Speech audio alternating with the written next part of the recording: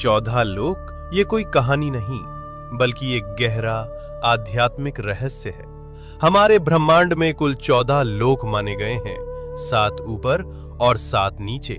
ऊपर के 7 लोक, इन लोकों में आत्मा ऊंचाई की ओर बढ़ती है, ज्ञान, शांति और मोक्ष की दिशा में। भूलोक, ये वो लोक है जहां हम सभी मनुष्य रहते हैं। इसे मृत्युलोक भी कहा जाता है, क्योंकि यहाँ जन्म और मृत्यु का चक्र चलता रहता है। भूवरलोक, ये लोक भूलोक और स्वर्गलोक के बीच स्थित है। ये ऊर्जा रूपों का क्षेत्र है जो भौतिक और दिव्य लोकों को जोड़ता है। स्वर्गलोक, देवताओं का लोक, जहां इंद्र और अन्य देवता निवास करते हैं। अच्छे कर्म करने वालों को मृत्यु के बाद इसी लोक में स्थान मिलता है, जहां सुख, संपत्ति और आनंद की अनुभूति होती है।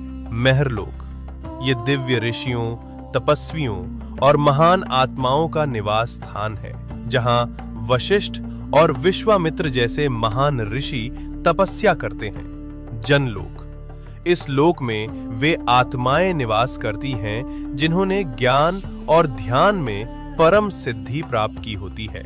यहाँ के वासी ब्रह्मा जी की लीलाओं में लीन रहते हैं। तपलोक, अत्यंत शक्तिशाली तपस्वियों का स्थान, जो शरीर से परे केवल चेतना में स्थित होते हैं। ब्रह्मलोक, यह अंतिम लक्ष्य है, जहां केवल सत्य है, मोक्ष है और ईश्वर का साक्षात्कार होता है। इन ऊर्ध्व लोकों में आत्मा का जाना मतलब है धीरे धीरे शुद्ध और जागरूक होना। अब बात करते हैं नीचे के 7 लोकों की। यहाँ भोग, मोह और भ्रम ज्यादा होता है।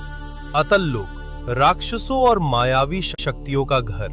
वितल लोक, जहाँ कामनाएं और भोग हावी रहते हैं। सुतल लोक, राजा बलि का लोक। वे दानवीर थे, लेकिन उनमें अहंकार भी था। रसातल लोक, जहां भ्रम, लालच और अज्ञान का घना अंधेरा है।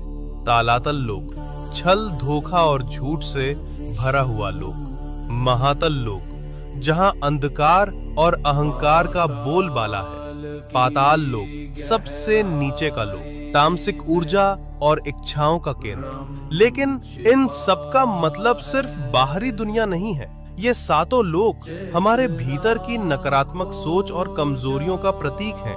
तो जब हम सच्चाई, भक्ति और सेवा में लगते हैं, हम ऊपर के लोकों से जुड़ते हैं, और जब हम लालच, मोह और गुस्से में फंसते हैं, हम नीचे गिरते हैं। सोच बदलो, लोक बदल जाएगा। आपने कभी सुना है 14 लोक ये कोई कहानी नहीं, बल्कि एक गहरा आध्यात्मिक रहस्य है।